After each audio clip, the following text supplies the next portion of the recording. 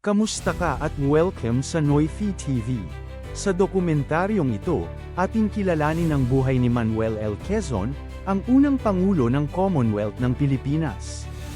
Tuklasin natin kung paano siya naging isa sa pinakamahalagang pinuno sa kasaysayan ng ating bansa at kung paano niya ipinaglaban ang kalayaan ng mga Pilipino. Ipinanganak si Manuel L. Quezon noong ika-19 ng Agosto taong 1878 sa Baler, Tayabas, na ngayon ay bahagi na ng Aurora. Lumaki siya sa isang pamilyang pinahahalagahan ang edukasyon at paglilingkod sa bayan. Bata pa lamang siya ay kilala na sa kanyang talino, sipag, at malaking pangarap para sa Pilipinas. Nag-aral si Quezon sa Kolehiyo de San Juan de Letran at pagkatapos ay sa Universidad ng Santo Tomas. Naging abogado siya matapos maipasa ang pagsusulit sa bar. Ang kanyang edukasyon ang naging matibay na pundasyon sa kanyang paglilingkod sa bayan. Unti-unting nakilala si Quezon bilang isang mahusay na pinuno at lingkod bayan. Nahalal siya sa iba't ibang posisyon sa pamahalaan at naging kinatawan ng mga Pilipino. Ginamit niya ang kanyang talino at husay sa pagsasalita upang ipaglaban ang karapatan ng bansa. Isa sa pinakamahalagang layunin ni Quezon ang pagkamit ng kalayaan ng Pilipinas mula sa pamamahala ng Estados Unidos. Nakipagpulong siya sa mga opisyal sa Amerika upang hikayatin silang suportahan ang kasarinlan ng bansa. Dahil sa kanyang pagsisikap, naging mas malapit ang Pilipinas sa tunay na kalayaan.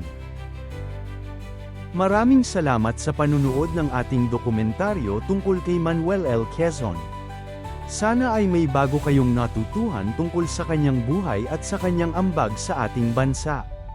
Mag-like, mag-subscribe, at samahan muli ang Noyfi TV sa susunod nating naniniwala si Quezon na mahalaga ang pagkakaroon ng isang wikang magbubuklod sa lahat ng Pilipino.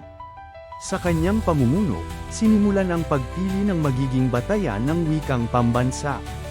Dahil dito, tinagurian siyang ama ng wikang pambansa. Nang sumiklab ang ikalawang digmaang pandaigdig, napilitang lumikas si Quezon kasama ang pamahalaan.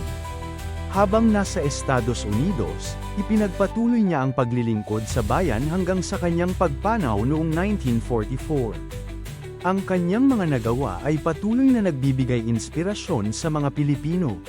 Ipinakita ni Manuel L. Quezon na ang tunay na lider ay may malasakit, tapang, at pagmamahal sa bayan.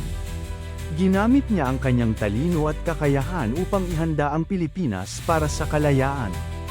Ang kanyang buhay ay nagpapaalala na ang mabuting pamumuno ay nakabatay sa paglilingkod at hindi sa sariling kapakinabangan. Maraming salamat sa panunood ng ating dokumentaryo tungkol kay Manuel L. Quezon.